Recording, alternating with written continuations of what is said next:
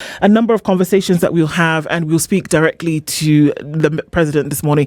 Dear Mr. President, we will speak, and there are some things that we need to then be able to look into. Joining us this morning for that conversation is Fanya Mambo Kinuthia, a lawyer, as well as, a social commentator, as well as, dipping fingers and whole self into making sure that some of these conversations remain front and center for things that must be addressed. Fanya Mambo, good morning. A very good morning to you, and a very good morning to every listener and viewer. How are you doing?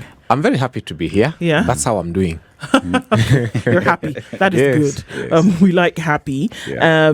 Look, as we get into some of these conversations, speaking directly to the president, there's certain areas that we'll look at that need attention. But before we do that, CT will welcome you today with today's proverb. He'll tell you where it's from, and then you can furnish us with your interpretation of the same.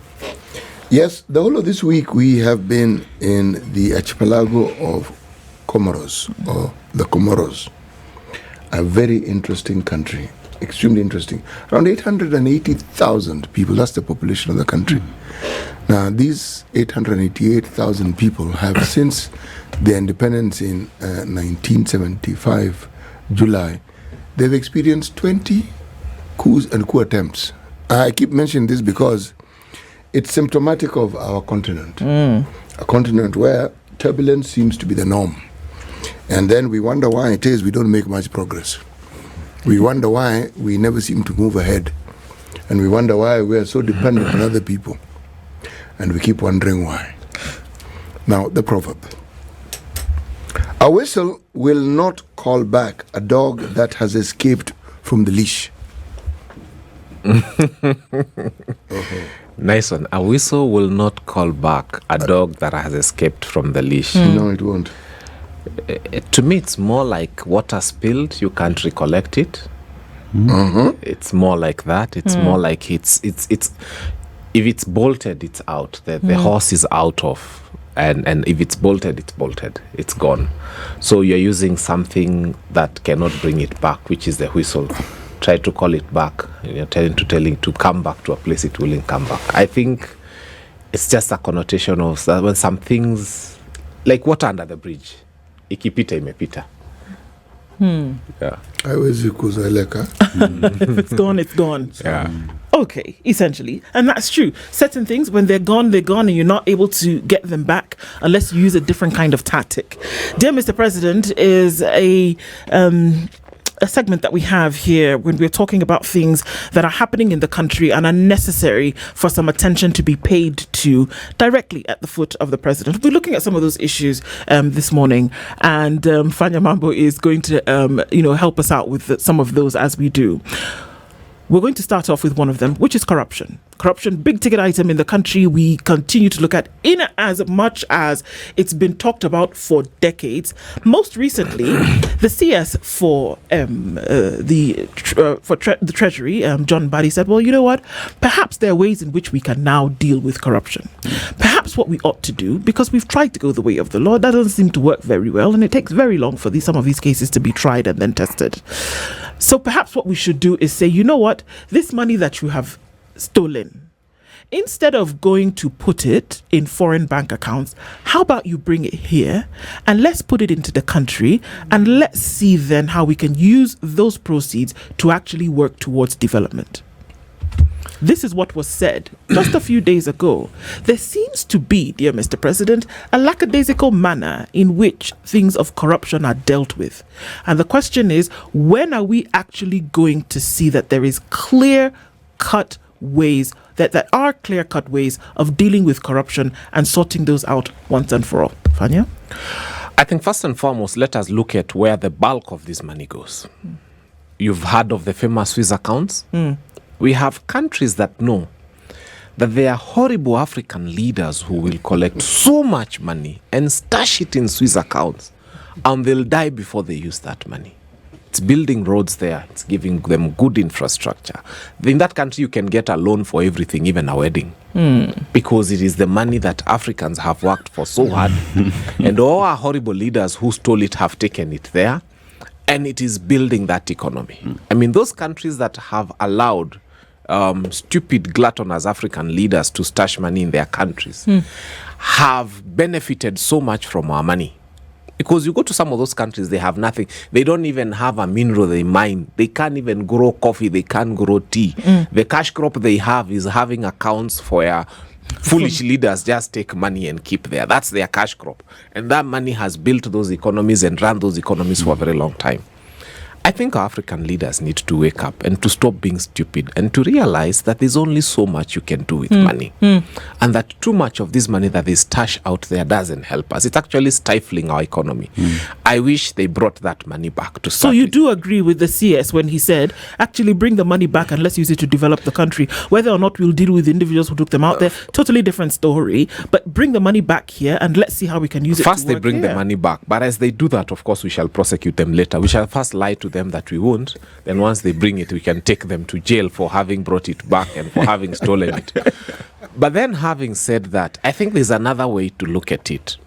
And what I fear the most is how we go about this whole issue of corruption. Number one, if you come to Nairobi County, for example, there are so many spoiled roads, horrible roads in Kilimani that will not get fixed. Why will they not get fixed? Because when we were growing up, the city county had a grader. They had a tractor driver or an operator, permanent and pensionable. And anytime a road had a problem, the city county would send their grader with a driver. They have a city engineer. They knew where to get the raw materials. They would fix the road. But nowadays, they have decided to turn everything into a tender opportunity. When you look at Kura, for example, Kenyan Urban Roads Authority, there is this another one called Kera. There are so many of them. And imagine their tender outfits. How can you have something called Kenyan Urban Roads Authority and they don't own a shovel? One shovel. Everything they do, in fact, I think we should just call them the Roads Procurement Board.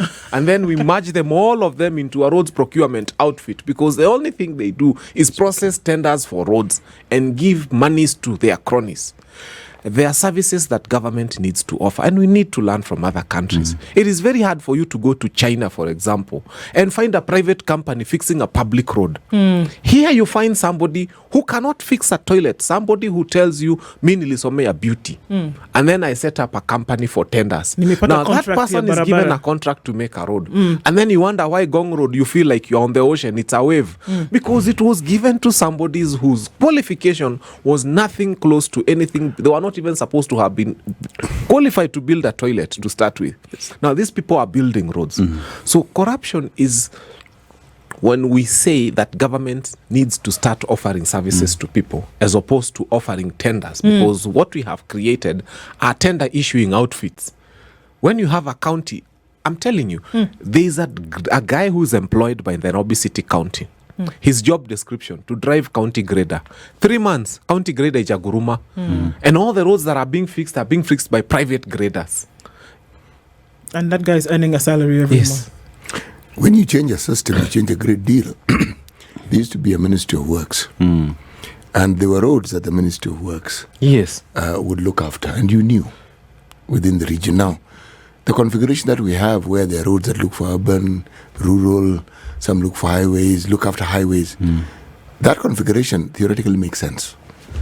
But when you look at what gets done in the name of supervision, because that is one of the roles that these institutions are supposed to carry out, you have to ask, what exactly do they supervise? Because a road is repaired because it was damaged. 2 drops of rain fall on the road and suddenly you have gaping holes. City, not even 2 drops of road. They intentionally start repairing those roads when the rains start. So that means they have to wait until the rains end, then repair the road. I can tell you for a fact, because along Naivasha Road, when the rain started, that's when they started cutting. So now as we speak, we have potholes and whatnot, because it's the county or those who manage the roads that put those potholes on the roads. Meaning they started repairing the road, the sort of triangles you see on the road, they want to repair before it rained. By the way, what that means, since vehicles are still on that road, that so-called triangle will actually get bigger. Yes. So are we saying, even as we address the president and we're looking at some issues that need to be paid attention to this morning, dear Mr. President, are we saying that perhaps he's unaware?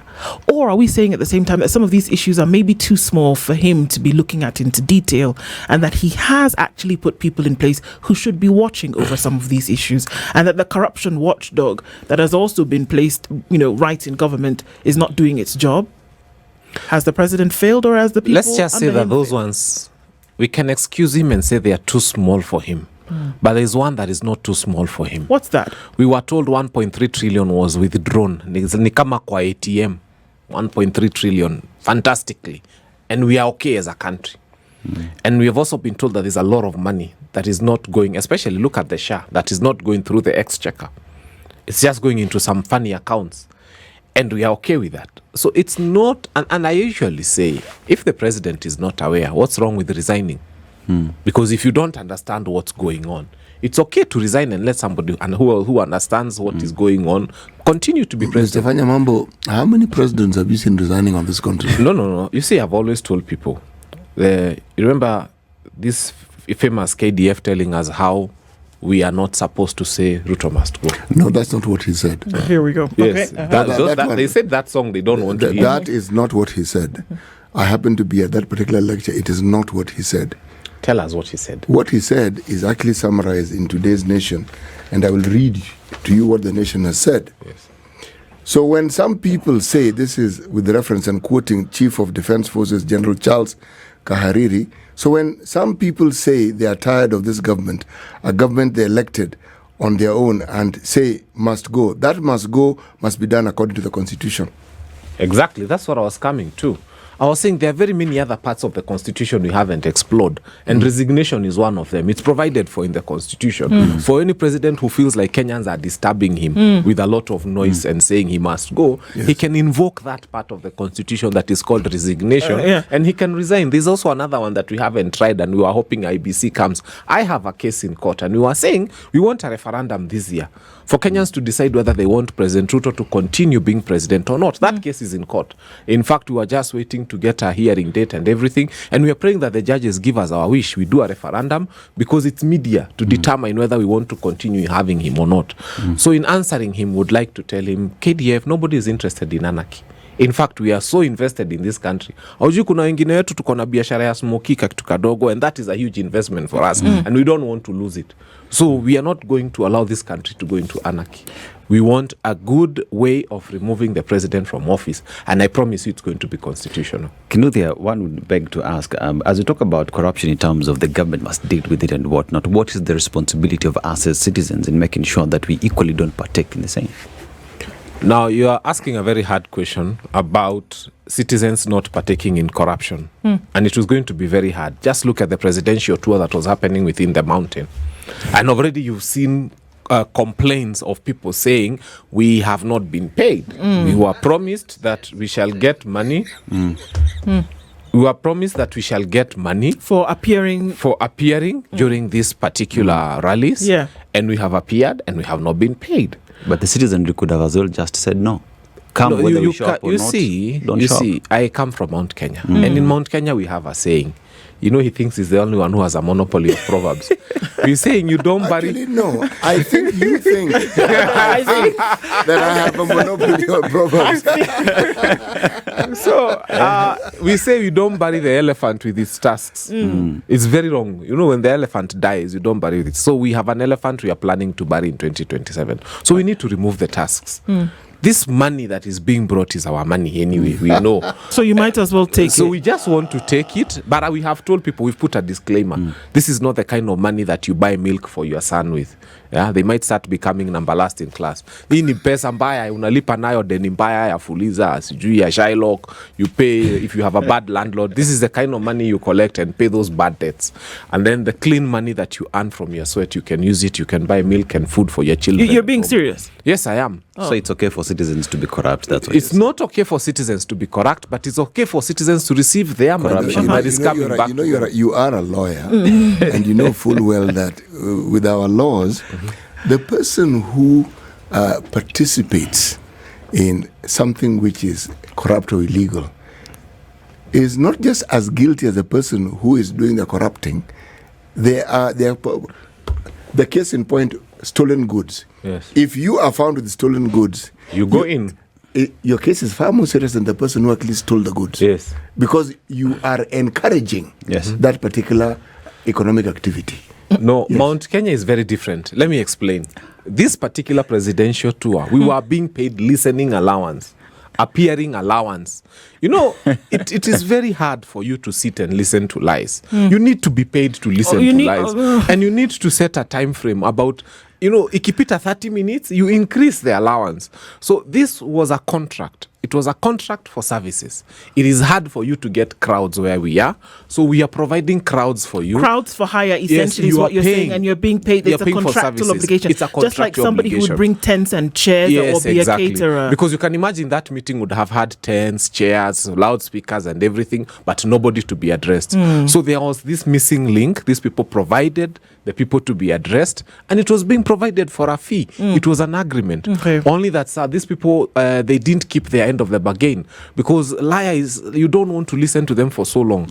You come for a short period of time, you earn your money for that period of time, and you go. Sometimes they work overtime. That's the only problem we have. They should have paid for overtime. Okay. Yeah. So even as we address the president and dear Mr. President, say this corruption issue that you have to deal with in the country is quite huge, but we're saying at the same time, well, the people are not to blame for some small things that you see here. It is you, and this sits right at your doorstep with the generals that you've put in place, whether it be at, cabinet level or wherever, or your departmental offices or authorities. That's where the real problem is. But with the people of Kenya, no. And I'll tell you why. You remember when the famous this American agency, what you said, came to an end. They said they were spending $389 million in this country. When you multiply, it's 5 billion. Can you imagine all the USAID vehicles we saw, all those programs we saw, all those NGOs that have been having conferences in hotels? And by the way, it was impacting our economy. Everything we saw USAID was 5 billion shillings per year. We have an allocation of 27 billion for our president for travel, leisure, accommodation. 27 billion? Yes. That's what we are spending in a year. 27 billion? Yes. Per year? The other day, they just allocated him an extra 5 billion. I think waliona itoshi. So, and I sat with a parliamentarian on set, and I was telling him, shame on you, because you're one of those people who sat the other day and approved 5 billion for the president, and he's alone. And that's what USAID is spending on the whole country for a whole year with all their programs that have impact that we can see. So it goes to tell you where the problem is. I wish if the president sat at Harambee House, you can imagine how much. That's the problem we have. I don't know what he's doing on top of Land Cruisers. He needed to have sat at Harambee House, would have saved a lot of money. And that money can go into free primary education and all these other programs that needed to be done. In fact, I have said as opposition, because I'm in opposition family, that we have a 20-point agenda on how we want to do things after 2027. Number 1 is Ruto must go. Number 2 is Ruto must go. Number 3 is Ruto must go. All the way until number 10. Okay. Ruto must go. That's the first 10-point agenda, because it's very simple to sell to Mwananchi. Okay. So the and first after, 10 points. and after he has So gone. number 11 is that we are going to pass a law in parliament that prohibits a president from spending 600 million to go around launching projects for 20 million. Some of them were transformers, some of them were bulbs, some of them were green pipes for water, ile pipe we unaweza eka ama MCA eke, and some of them he opened classes worth 600,000. We must come up with a law that will prohibit the president from spending 600 million on a tour to go and launch projects worth 15 million or 5 million or 6 million. That must come to an end. Are those launching of projects, or are those projects that essentially were already there and it They was a were relaunching of projects? So we're looking at an even bigger issue here, whereby we see that, certain things, we saw that they were in existence before. So there's a spending of money that has taken place. And are we linking this directly? Because it's using state resources that could easily go somewhere else. And we're not making the link between these projects, which had already been there and had not been completed, but we're spending more money to go and relaunch them in the name of looking for votes for 2027. This seems to me like a circus of the most bizarre, and that's happening. How do we then address some of these issues and say, come on, we can see exactly what's going on here? But we don't. You know what we do? We say, pay us, what did you call it? Crowds for hire. We'll Yeah. come and we'll sing and Sitting dance for allowance. you. Whereas the crowds could actually say, hey, come on, hold on a minute. This electric fence, you already launched it, Buana. Can we move on? This tap, you've launched it already. This sewer station or whatever it was that was, this has already been launched. The thing, we are waiting for it to even be finished and you've come and relaunched it. We should be able to address the president and be able to say, come on, we can see exactly what's happening here. The alternative would have been worse. And I'm glad, I thank the people of Mount Kenya. I've always told them, never go out there to heckle the president. It is bad manners. In fact, you'd rather stay at home than go heckle him. So I've always told people, democracy does not mean bad manners. I would never leave my house to go and heckle the head of state. I have always told our people not to do that. So if you have to go there and get a listening allowance for listening to things that will not happen. Bado tunangoja machine ya chapati and a few other things. It's going to take a minute, but okay. Yeah, but going there to heckle the president is something we have never advocated for. It's not in good taste. Let him come. Let him, and it's because actually he's shown to some extent he's a gentleman. They are paying. You remember border guys had gone to State House to demand for their money, and I hear they were paid. That's why they are no longer there making noise about their money. So, but these trips have been also very unfortunate for Kenyans. First, you remember we lost a French national when it was happening in Nairobi, accidentally going on a presidential motorcade. And then we have also lost so much property. You remember the thieves who were following the president. And they think they love the president because everywhere he went, they would follow. They were stealing phones in the daylight. They were robbing people. They were, and that presidential tour became a very, very expensive thing for people. I'm glad that those thieves did not follow him in Mount Kenya because we've not had complaints of robberies that have happened after that. So these things need to be put. They don't follow him to Mount Kenya. They did. I think they forgot the direction to that side. But the bulk of Nairobi, they did a lot of bad things. And we are hoping and praying that where we are living, we don't want another presidential tour because it's going to cost us funds and women are going to lose their passes. And I mean, a lot of people, and they might just knock down another guy. So we just pray that those visits first come to an end. There's a lot the president can achieve from Harambee House. We've always submitted. There's so much he can achieve from sitting at the office as opposed to being on the roads. That is what you think, isn't it? That's what I know. You see, what we see the president doing is what the president wants to do. That's how he sees himself achieving the goals that he has. And methods such as the ones we now see are the ones he used. Perhaps more vigorously, perhaps more energetically, perhaps many more times to actually get the mountain to vote for him. Explain to me, I would want to understand like a 3-year-old, how a person will come and get RSF and host them at KICC in broad daylight and cause us to lose exports just on tea only to Sudan worth 5 billion. And then go around a whole mountain launching projects that don't amount to 500 million. What is the common sense? What's the logic in doing things that makes a nation lose 5 billion in terms of tea exports? And I'm glad the Sudanese embassy came out very clearly and said, we are not importing anything from Kenya anymore. And it's not just tea that we are selling to them. Now Sudan is not buying from us. Our tea is stuck in Mombasa and someone is busy coming to you to launch classrooms and steamer and transformers and Kenya Power poles. Yeah, and people have closed their shops and markets are not operating. Do you know how much money people lose when a whole market is closed for a day? I think how badly that impacts on the economy. You see, yes. What kind of economic policy is that? You are a political leader in the mountain. Yes. You are the one who's just told us how the mountain understands the give and take principle of you want us to come and converse with you, we want a sitting allowance. Facilitate us. You want us to... Now, you, the political leaders and your ilk, are the ones who have the duty of also... What you've just said is pertinent, very pertinent, of informing your people. But did we see them understanding that correlation? They came up in large numbers. What did that achieve? They were polite. What if they had stayed away to show that they are not happy with the decisions that have been made that really impact them economically? I'll tell you something. And we know this to be true. The president does what he wants. Yes. And it is very easy to get any Kikuyu speaking person, put them in a bus and take them wherever. I mean, we saw how many bodas followed him for kilometers.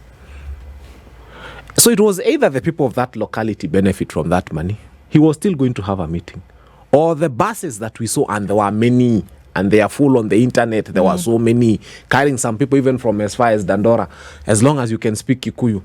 So those meetings would still have happened, and there would still have been Kikuyu speaking people there, and you would still have said that the people of Mount Kenya are with him. What would be the president? What we are saying is, let's say the people of Moranga said we are not coming out.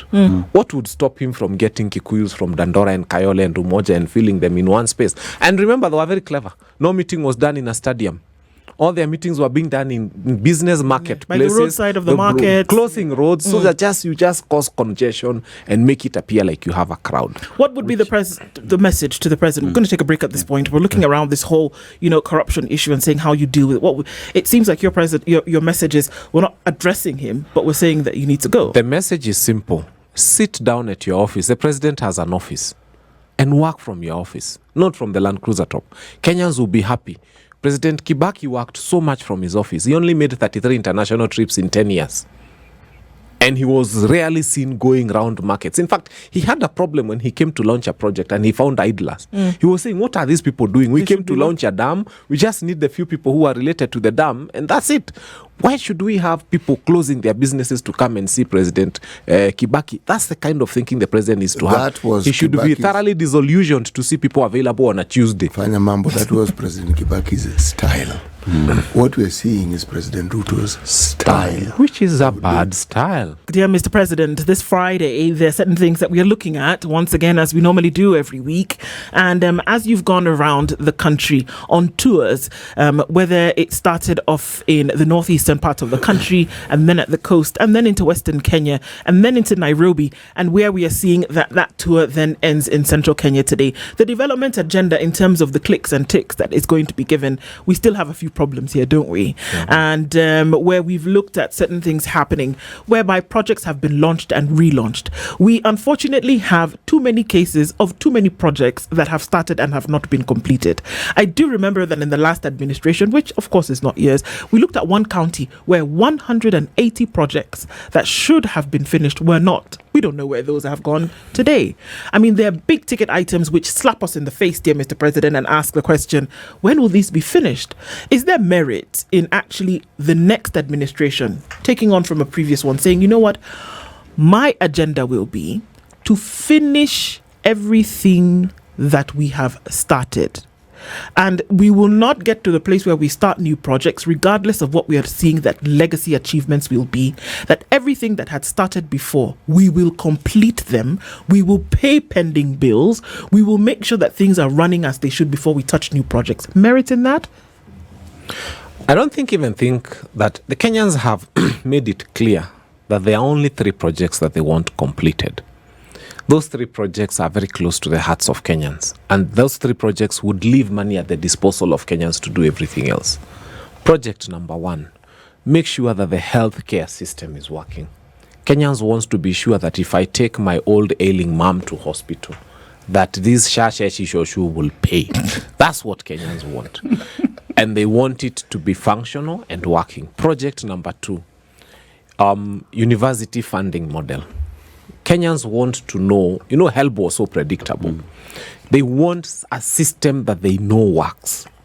And project number 3 that Kenyans want very much is the capitation to schools. Anybody who has a child in a school in Kenya today will tell you they are paying twice the amount of fees they ever paid before this administration came into place. High schools have become very expensive. Primary schools have become very expensive. And what they are doing is they are trying to lie to you and give bursaries to your area MP so that the area MP can make you queue for a whole day. And then they become a small god and they give you 5,000 and then you clap for that MP. But what Kenyans want is just allocate money to school. When parents know that their children are going to school, the money they would have spent on fees, they will spend on other things that will develop their lives. So these other shenanigans of telling us that you are building more, I don't know what, Kenyans are not ready for that right now.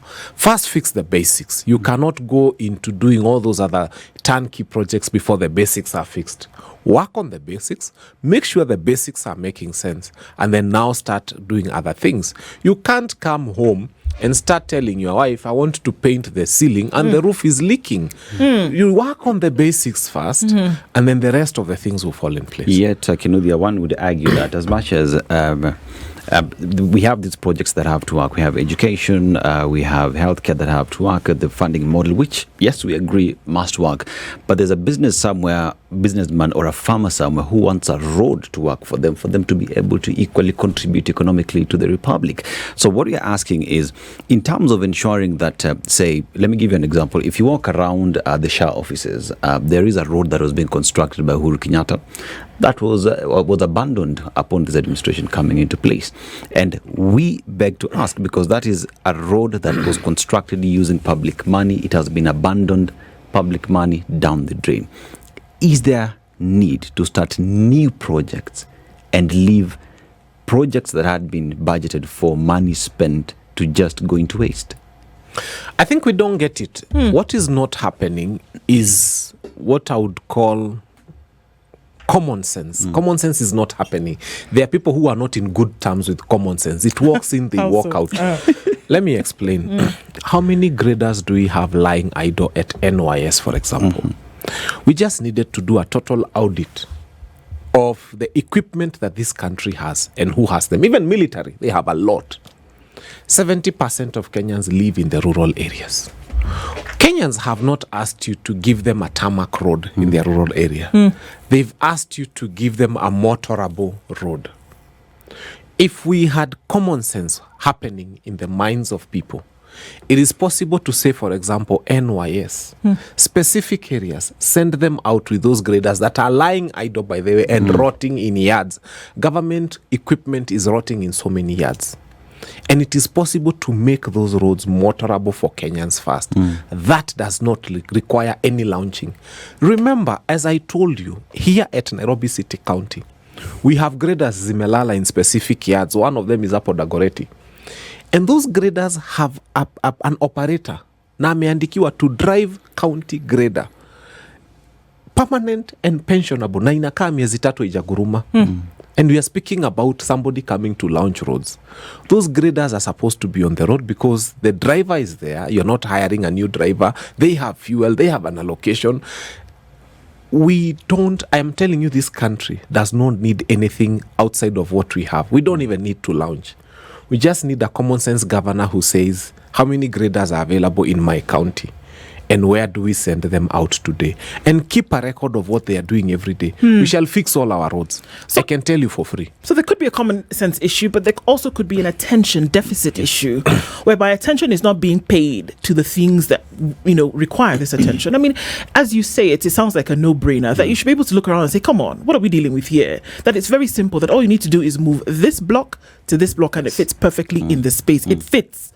I mean, it's you looking at the puzzle, and this is the shape of the missing piece, and the missing piece is right here. All you need to do is take it and put it there. So, I mean, it's an paying attention to issues. And everybody that we look at who is in a position to make a decision, most people either have been given the mandate by the people or have been given the responsibility to do the work as appointment by the president. Do your job. Are we looking at an issue whereby people are just not doing their jobs? Do your job. You mentioned some critical issues. We talk about health. We can talk about it for hours. Look at the issues here.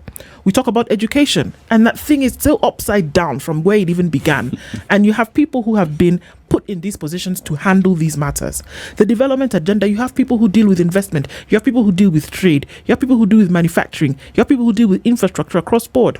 Is there too much to handle? It's too much to handle for a brain that is incapable. I have seen this as the most special administration, where you look for the damnedest person in the room, you hire them, and then you get them 7 advisors.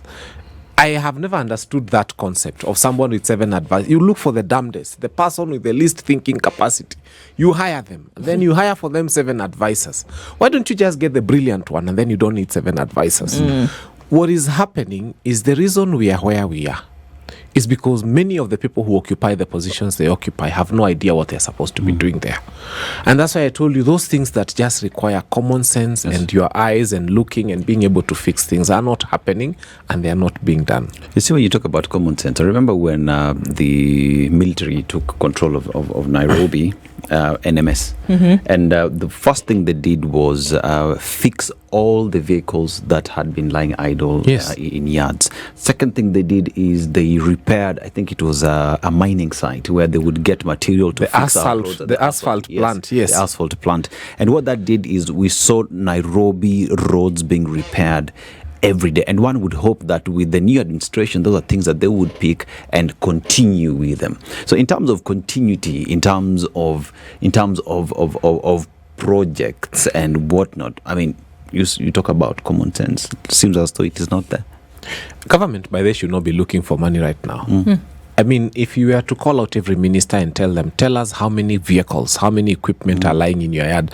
I mean, you go to any parastatal, it is common sense. You'll find a Land Rover Nambua, battery iliisha, and then it didn't start for some time, and then they changed one tire and put... These vehicles are literally new, the bulk of them. They have very small problems. If government was to wake up today and decide they are going to auction everything that is lying idle, everything in the name of government, a Land Rover, a Land Cruiser, a pickup, and whatever, Kenya would collect a lot of money. You would mop up a pretty penny. You would mop up a lot of money, and it would help us to be able to run this country. But unfortunately, that's not where we are. But also it would be good for us, as even we have this conversation, to talk about something that is very, very, very close to the hearts of Kenyans. What and is that is the IEBC. Because, Mr. President, you people are about to constitute an IEBC. And by sheer good luck or bad luck, the bulk of the people we are seeing having qualified to the list of the those who could have gone for interview are people who have interacted with yourselves in one way or another and campaigned for some of you and been in the camps of some of you, and they're about to become IEBC commissioners. I would have wanted to fight that like the others. But then I have listened to Kenyans, and Kenyans have said, even if this administration gets 9 family members, 7 family members, brothers, sisters, uncles, and puts them there, all we want is IEBC. And we have decided the votes against this administration, we shall make them so many that even IEBC will be telling you we are related, but it is hard to steal these ones. So just give us an IEBC, Kenyans have said. Even if you give us your cronies, it is fine. It is very interesting that out of the thousands of applications we got, the bulk of those people who are making it to the interviews are just people who've been close to you. So it was a predetermined thing. We are okay. In fact, we are telling those people who want to choose their own IEBC, hire your own brother, your sister, your uncle, your cousin if you can. Just put them we will there. still beat you as long as we have an IEBC duly constituted by the Constitution, because we are this one country that has got only 22 million voters, and we are finding it necessary to have 7 commissioners for IEBC. Countries like India that have 990 million voters, not inhabitants, voters, have an IEBC that has got 3 commissioners, and it's working. We are spending about 2,800 shillings per voter. They asked for 61 billion. 61 billion, if you do your maths and divide by the 22 million voters, it means that each voter, it costs 2,800 shillings per voter to vote. UK, a very developed country, they spend 480 shillings per voter.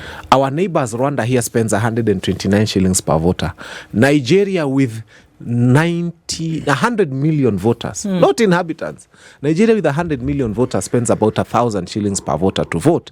And countries that are developed, bigger countries like the US, they spend about 700 shillings per person to vote. Yeah. Sisi tuna spend 2,800 shillings to vote. It goes to tell you that we have bad manners in how we manage our resources. Wow.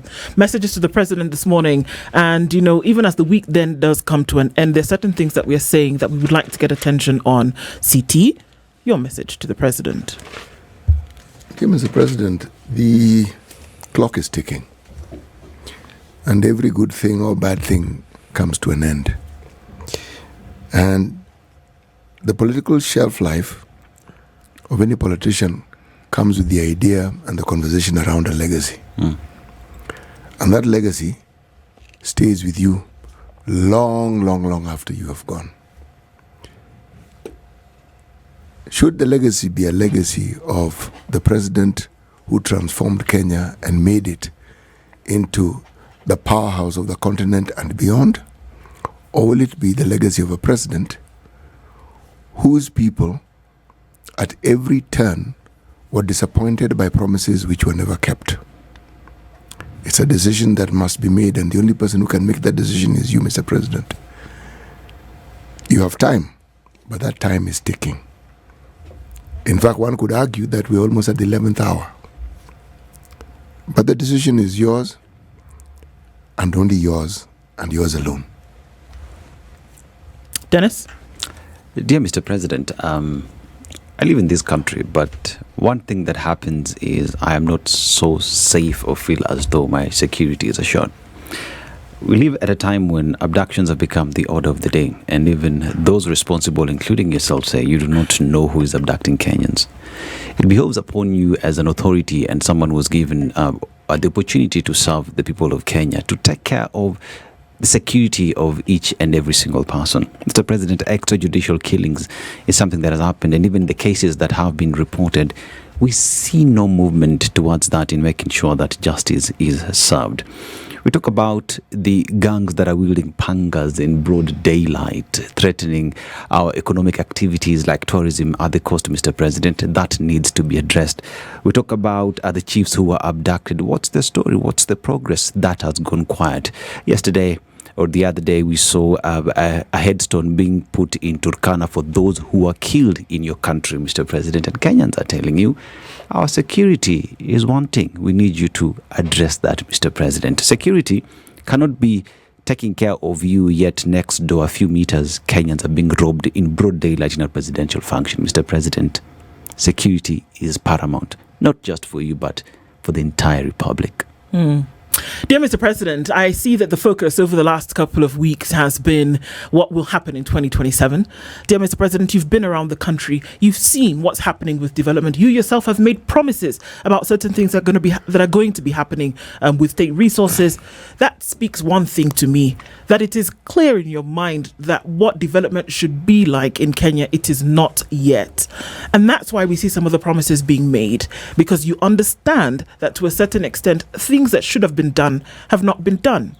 Dear Mr. President, you went to Northeastern. You saw the things that happened. By the way, the 5 gentlemen who had been kidnapped or abducted, we still don't know where they are. Mr. President, this happened a day before you landed in that area, and you told us that you were going to do whatever it took to make sure that they were found.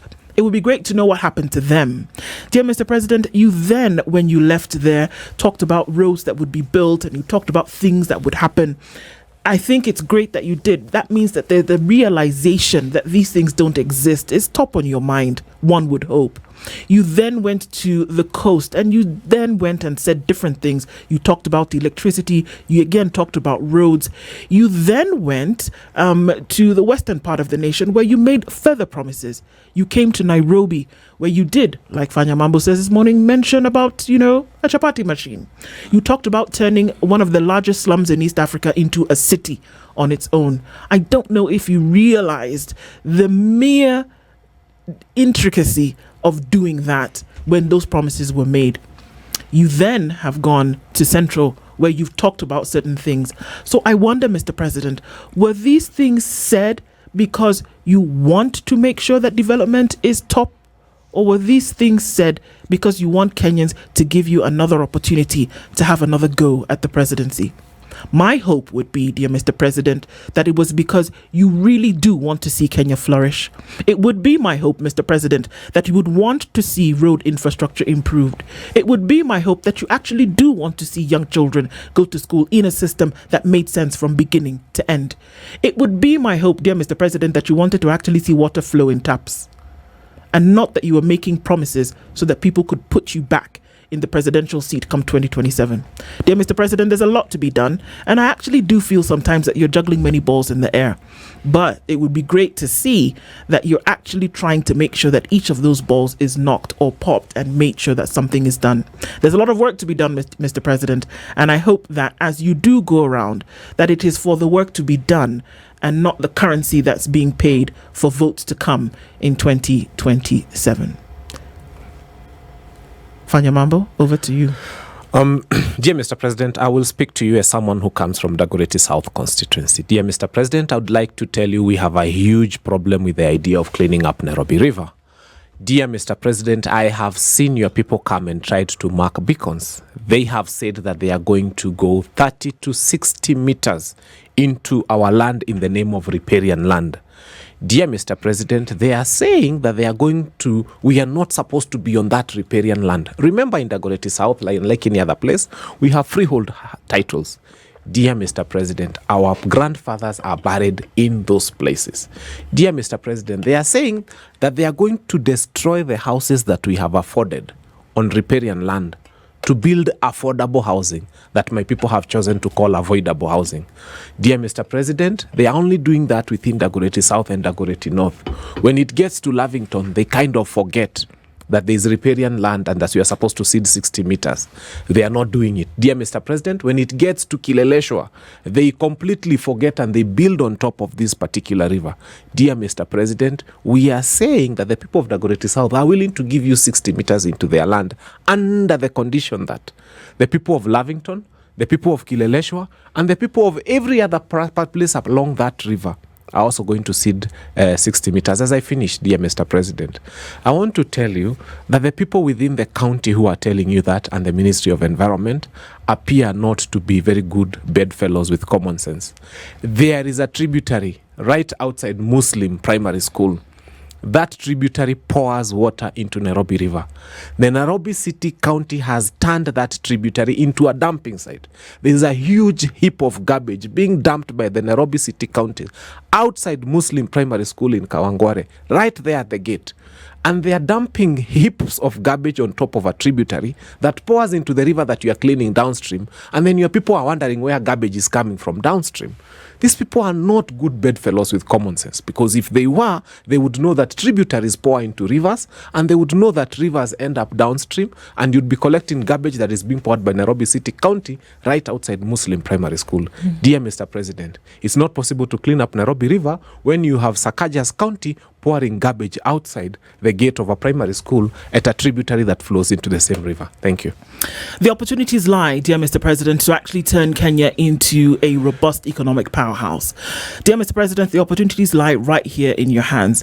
While this is happening, I would like to take the opportunity to remind you today that 2027, you have a bill of 117 billion shillings that needs to be paid. It's a loan. The year after that, there's yet another loan of almost a similar amount that needs to be paid, and these payments go well into 2032. If you were to become president again in 2027, these are the things that await you.